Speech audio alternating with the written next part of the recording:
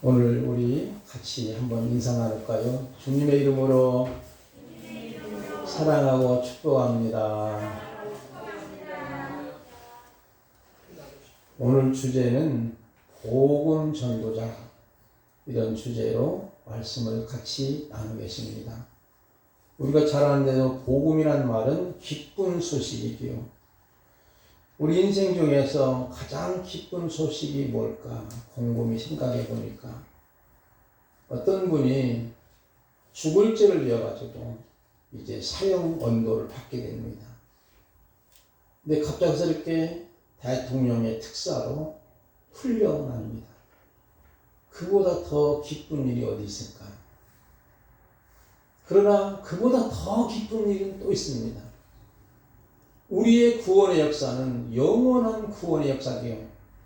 세상에 잠시 잠깐 풀려난 것은 임시적인 것이죠. 한계가 있는 것이지요. 그러나 우리의 구원은 무한한 영원한 구원을 베풀어 주셨기 때문에 이 복된 소식은 구원의 소식입니다. 그런 면에서 우리 모두가 나 자신이 먼저 이 복된 소식, 이 소식을 전하기 위해서는 무엇보다도 우리 자신이 언제나 기뻐할 수 있는 기쁨의 표지판이 중요합니다. 나의 삶 속에 저 사람은 무엇 때문에 왜 저렇게 기쁠까? 그것을 보여줄 수 있는 모습이라면 복음 전도자 되기에 충분합니다.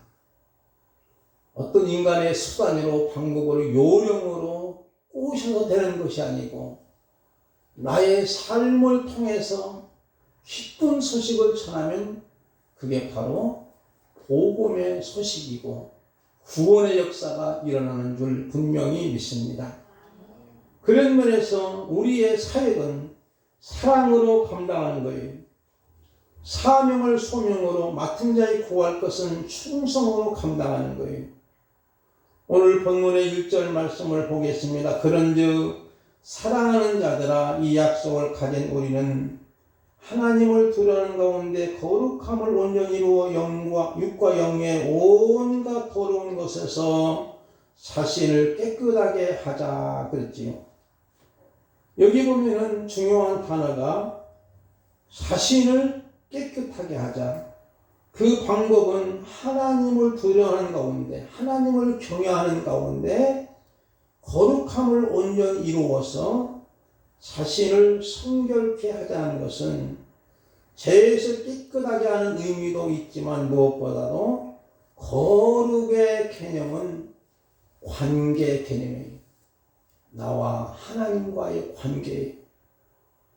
예를 든다면 결혼하면 서로 간에 상대방에 대한 올인해야 하는 것이 결혼이지요. 그래서 우리가 하나님 앞에 거룩함은 오직 주님만 바라보는 삶이에요. 임향한 일편단심으로 하나님을 사랑하면 하나님 중심으로 삶이 정해지게 되고, 그래서 우리가 하나님의 일을 감당할 때, 기쁨으로 할 때에 사역이라 하지만 사랑으로 하는 거예요. 자녀를 키우는 부모가 사역이라니까 마지못해 키우는 부모는 없어요. 사랑으로 능동적으로 키워나가는 거예요. 11절 말씀을 보지 않았지만 이런 말씀이 나오죠. 전전긍긍하고 조마조마를 통해서 결과는 오직 주님만 바라보게 하고, 그 주님을 바라봄을 통해서 우리 자신이 하나님 앞에 영광을 돌리는 삶이 복음 전도자예요. 복음을 전하는 증인의 삶을 살아가는 거예요. 그래서 영광스러운 복음 전도자는 거룩함을 이루어, 쉽게 말하면 주님만 바라보면서 복음 전도함의 사명보다는 소명이지요. 사명은 희동적인 거예요. 소명은 능동적인 거예요. 사역보다는 사랑으로, 역시 사역도 피동적이에요. 사랑은 능동적으로 감당하는 거예요. 기쁨으로, 감사함으로, 자원함으로 감당하는 거예요. 그 다음에 2절과 3절 말씀을 볼까요? 우리 김영신 원사님 찬양 잘 하셨습니다. 감사하고 2절 3절 말씀을 읽어주시면 고맙겠습니다. 아무로 우리를 용접하라. 우리는 아무에게도 불을 행하지 않고 아무에게도 해롭게 하지 않고 아무에게서도 서로 빼앗은 일이 없노라. 내가 이 말을 하는 것은 너희를 정죄하려고 하는 것이 아니라 내가 이전에 말하였거니와 너희가 우리 마음에 있어 함께 듣고 함께 살게 하고자 합니다. 아멘. 감사합니다. 여기에 핵심 구절은 마음으로 우리를 영접하라. 바울의 삶은 혼자 사역을 감당한 것이 아니라 동역자가 있었지. 디모데, 에바브로, 디도, 실라, 때로는 바나바와 함께 동역했었습니다. 그런 면에서 우리를 영접하라. 고린도 교회 성도들 중에 잘못된 생각과 편견으로 바울을 부정적으로 대하는 자들이 있었지요. 그들은 그들의 마음에 들어갈 자를 허락하지 않았습니다.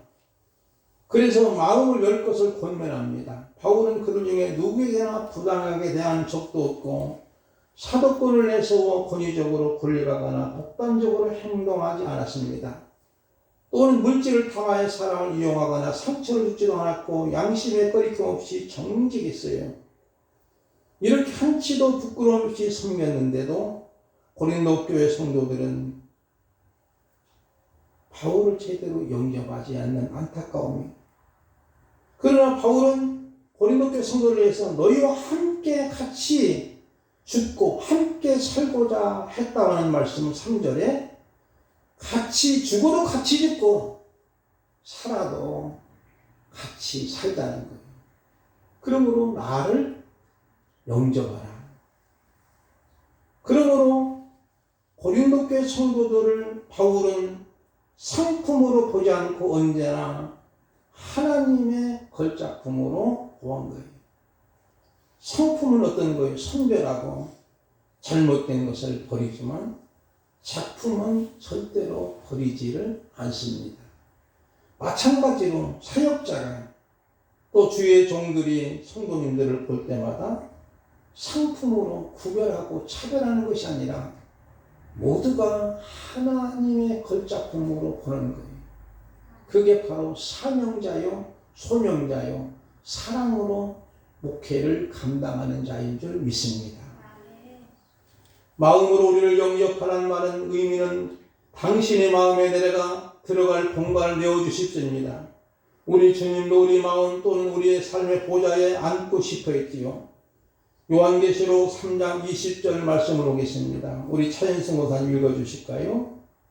볼지어다 내가 문 밖에 서서 두드리노니 누구든지 내 음성을 듣고 문을 열면 내가 그에게 들어가 그와 더불어 먹고 그는 나와 더불어 먹으리라. 아멘.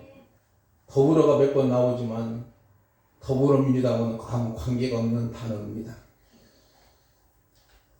볼지어다 내가 문 밖에 서서 두드러니 누구든지 내 음성을 듣고 문을 열면 내가 그에게 들어가 그와 더불어 먹고 나와 함께 더불어 먹으리라. 예수님과 함께 같이 영접함을 통해서 식탁을 대하는 거예요. 여러분, 식탁에 같이 앉아서 식사하는 것은 한 식구예요. 한 공동체예요. 한 마음 한 뜻 협력의 선을 이루는 공동체의 모습을 의미합니다. 예수님과 함께 식사를 나누는 것은 가장 행복한 순간인 줄 믿습니다. 그런 의미예요. 역시 바울을 영접하는 것도 바울의 목회 사역에 같이 협력해서 선을 이루는 거예요. 사랑하는 자들아, 협력을 하자. 하나님을 사랑하는 자 그 뜻대로 부르심을 입은 자들에게는 모든 것이 협력해 선을 이루는 것처럼 그렇게 하자고 하는 강곡한 권면을 하고 있는 모습을 봅니다. 그러면 왜 고린도 교회 성도들이 마음을 닫았을까?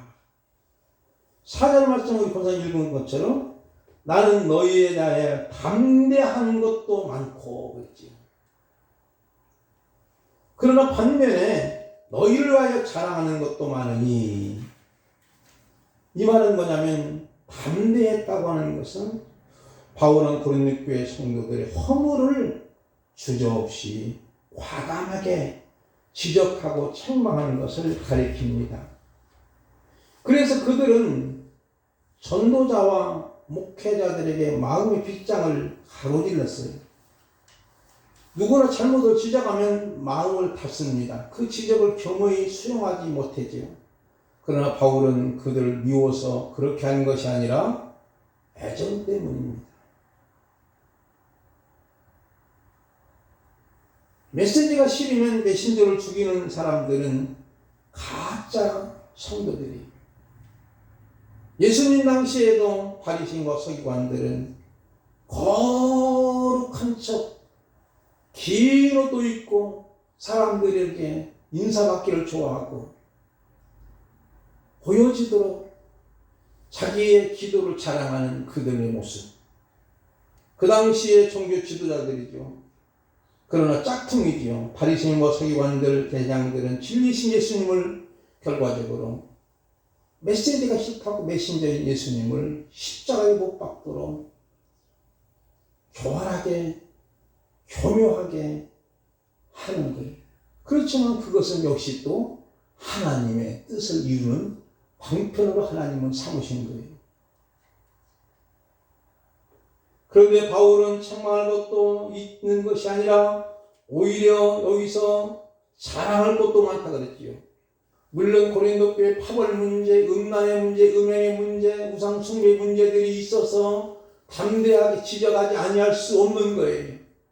옳은 건 옳다 하고 아닌 건 아니라고 하고 그럴 수밖에 없는 상황인데 그러려 그들이 빗장을 걸지만 그러나 또 그들을 사랑하는 것도 많다는 거예요. 이것은 바울의 진심이지요.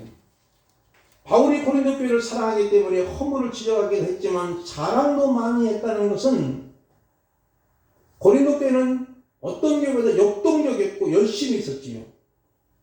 바울이 전도 여행을 하며 환난으로 고난을 당할 때 고린도 교회를 인하여 위로와 기쁨을 얻었다는 거예요. 그런데 왜 바울 마음을 몰라주고 마음의 문을 닫았냐는 거지요.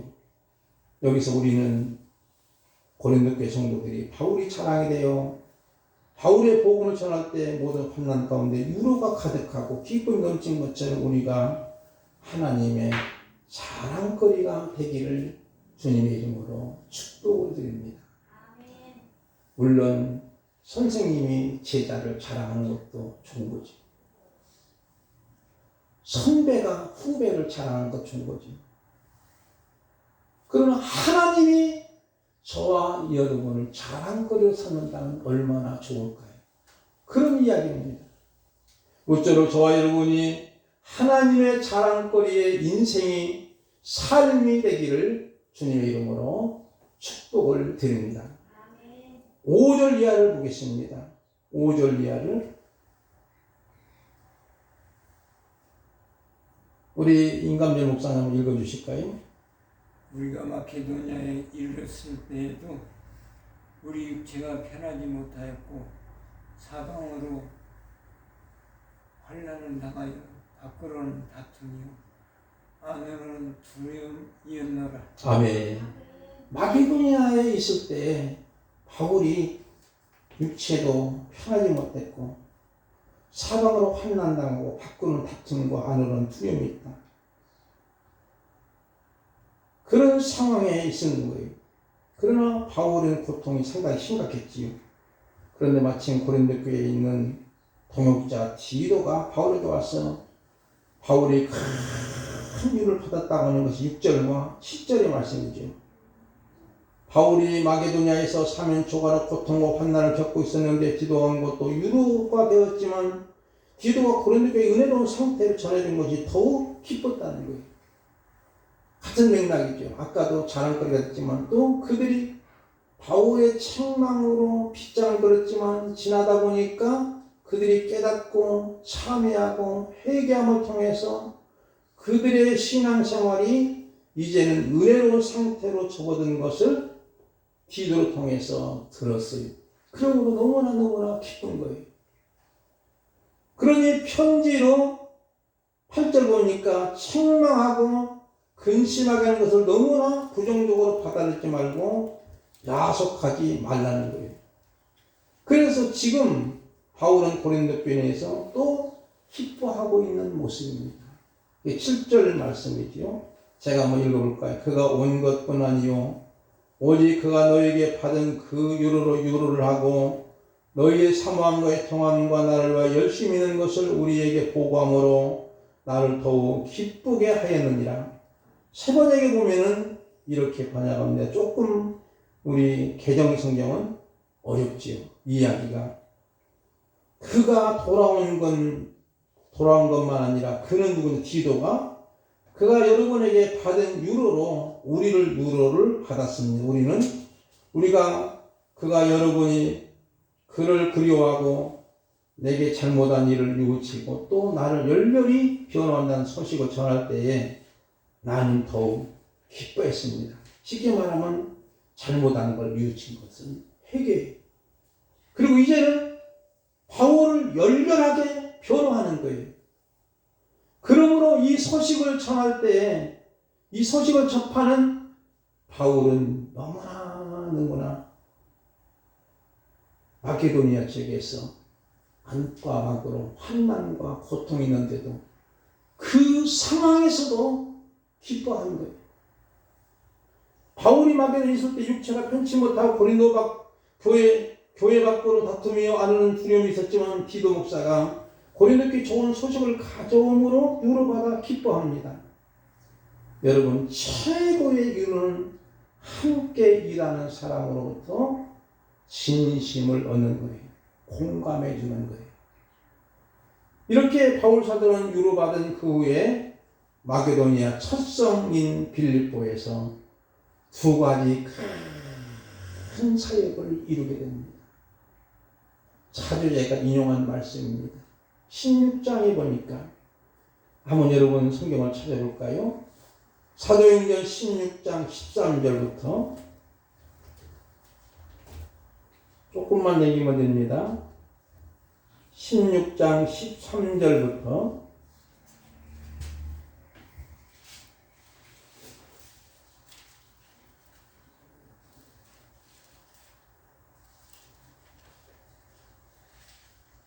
그만할 때까지 한번 교독을 냅니다. 제가 먼저 13절 봅니다.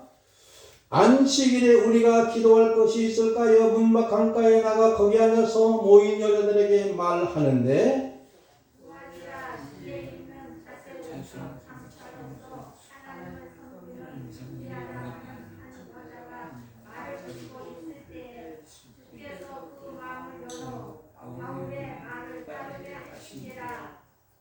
다 안 읽고 있으니까 조금 기다릴게요. 15절 제가 읽습니다.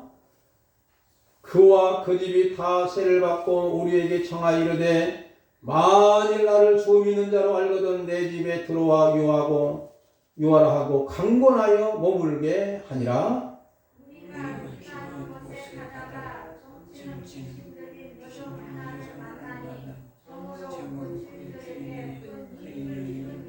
그가 바울과 우리를 따라와 소리질러 이르되 이 사람들은 지극히 높은 하나님의 종으로서 구원의 길을 너에게 전하는 자라 하며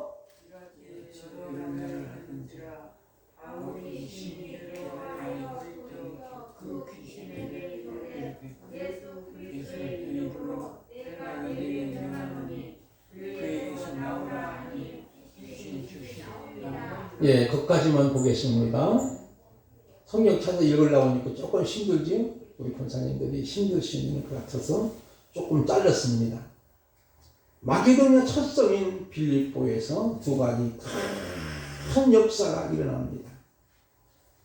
여기에 그러므로 빌립보 교회가 세워지는데 이 유럽의 첫 성이라는 것은 으뜸성이라는 뜻입니다. 예를 든다면 우리 경기도에서 으뜸 도시가 성남시 아니겠습니까? 그와 마찬가지로 물론 용인시나 부천시나 사람들은 뭐라 하겠지. 그러나 우리 성남의 사람들은 경기도의 으뜸시는 성남시라 이렇게 말한 것처럼 이 빌립보 도시도 유럽의 첫 성이라는 말은 처음에 있는 성이 아니라 으뜸 도시에 두 가지의 큰 역사가 일어나는데 바울이 이제는 선교를 위해서 나왔는데 기도할 곳을 찾는 거예요. 안식일. 가다 보니까 강가에 둘러앉아 있는 여인들이 있는 거예요. 그래서 그분들에게 복음을 전하는 거예요. 근데 하나님은 그래도 알았던 누디아 자주 옷감 장사예요. 누디아는 사람 이름이 아니고 누디아에서 시집온 여자예요.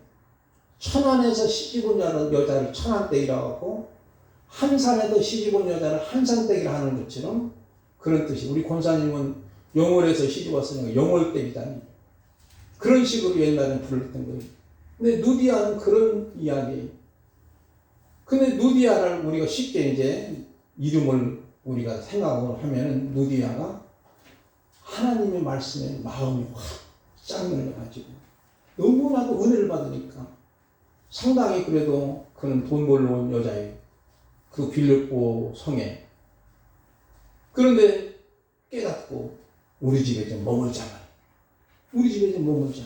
오랫동안 머물게 해가지고 거기서 계속적으로 잠만 재워주는 것이 아니에요. 그냥 시간 따라서 부흥 집회를 한 거예요.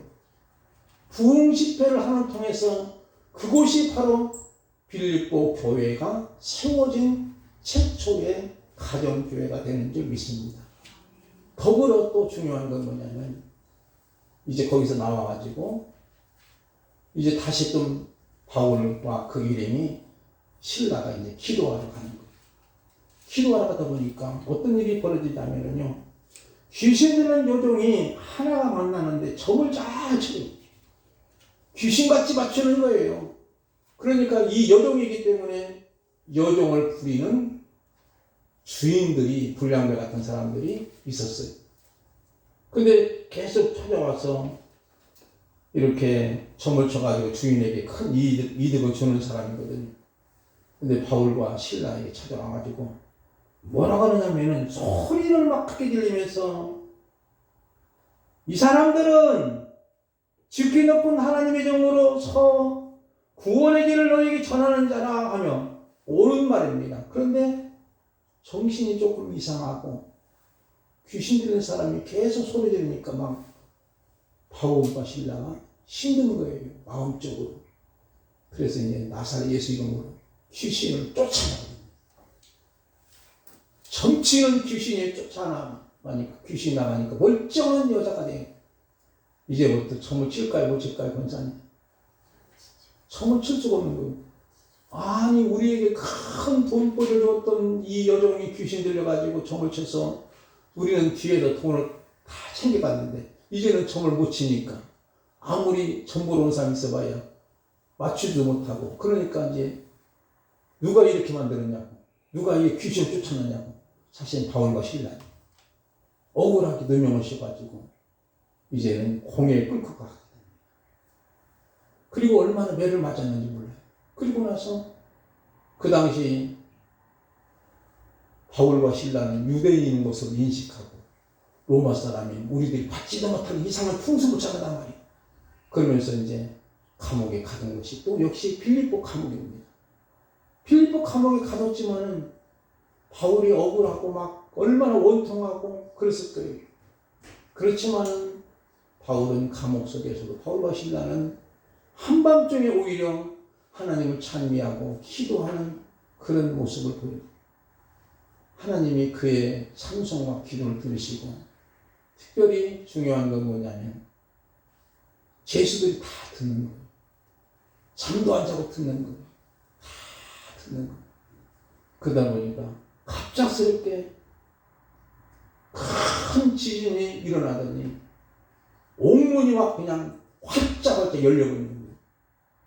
감옥문이 열려버리니까 간수장이 졸다가 깜짝 놀래가지고 제수들이 다 도망간 줄 알고 스스로 자결하려고 하는 거예요. 근데 바울과 신라가 우리는 모두가 여기 있다고 도망갈 사람 한 사람 없다고 하는 거지. 그러니까 이 간수장이 뭐라고 합니까? 선생님이요, 내가 어찌하여 구원을 받겠습니까? 우리가 잘한 대로 주 예수를 믿으라 그러면 너와 내 집이 구원 얻으리라고 말씀하는 거예요. 그리고 나서 한밤중에 이제는 정리를 하고 자기 가족들을 다 데리고서 바울 목사님의 부흥회를 참석하는 거예요. 부흥회를 참석하고 은혜를 받고 그 밤중에 또 세례를 받게 되고, 그리고 나서 예수 믿기로 작정해서 루디아 가족과 그리고 이 가족과 한수장의 가족이 합세해서 빌립보 교회가 성장하고 성숙되어지는 아름다운 역사를 이루는 거예요. 오늘 여기까지만 제가 말씀을 드리면서 이제 후회되는 이야기는 또 하나님에 대한 근심은 후회할 것이 없는 것이면 지금 다음 주에 말씀을 계속 이어서 드리기로 하고, 모쪼록 저와 여러분들이 복된 소식을 전하는 자 되기를 바랍니다. 절대로 남을 흠듣고 허물을 전하고 남을 비방하는 자가 되지 말고 오히려 축복일 수 있는 저와 여러분들이 바랍니다. 그래야 복을 받는 거예요. 그런데 남을 헐뜯거나 남을 비방하거나 중상모략 하면 그것이 결과적으로 자기에게로 돌아오는 거예요. 자기로 돌아오는 거예요. 우리 믿는 성도들은요, 그 사람이 조금 섭섭할지라도 오히려 그분을 위해서 눈물로 기도해주고 오히려 예수 잘 믿고 복받으라고 축복해주는 것이 복받는 지름길을 믿고 진정한 복음의 전도자, 영광스러운 복음의 전도자 되시기를 주님의 이름으로 축복을 드립니다. 우리 찬양 드리겠습니다. 323장